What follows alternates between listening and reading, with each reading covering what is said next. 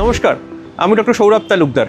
October মাস আপনারা সবাই জানেন এটা ডাউন সিনড্রোম অ্যাওয়ারনেস মাস। সেই উপলক্ষে আমরা ডাউন সিনড্রোম সম্পর্কে কতগুলো মিথ নিয়ে আমরা আজ আলোচনা করব, যেগুলো সত্যিকারের মিথ, যেগুলো কিন্তু সত্যি নয়। ডাউন সিনড্রোম বেসিক্যালি কি?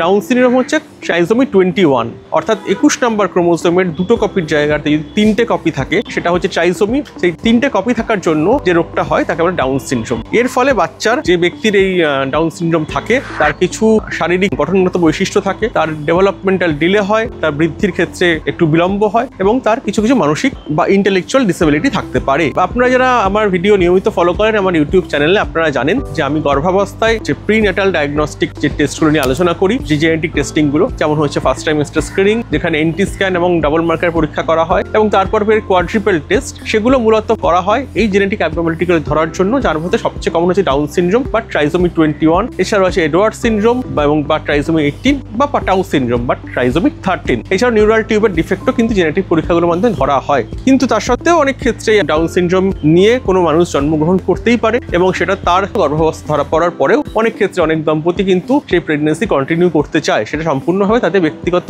চয়েস। কিন্তু এই ডাউন সিনড্রোম নিয়ে আমাদের একটা কোথাও ভুল ধারণা, কোথাও একটা ভয় ভীতি কাজ করে।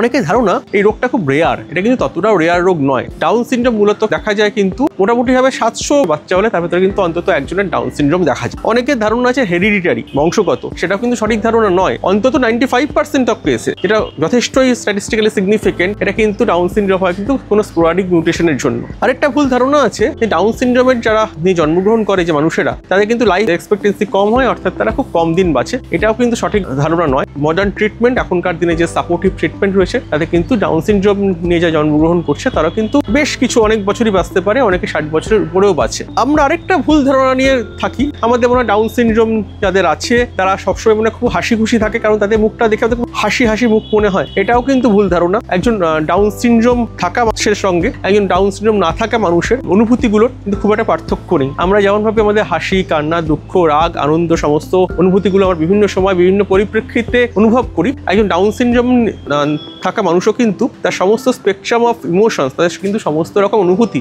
একই রকমভাবে তাদের কিন্তু থাকে।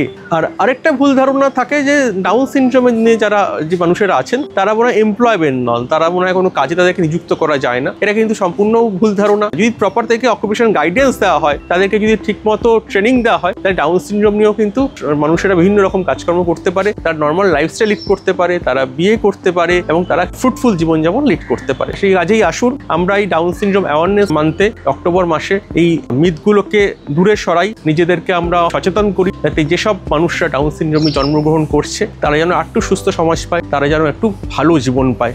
নমস্কার।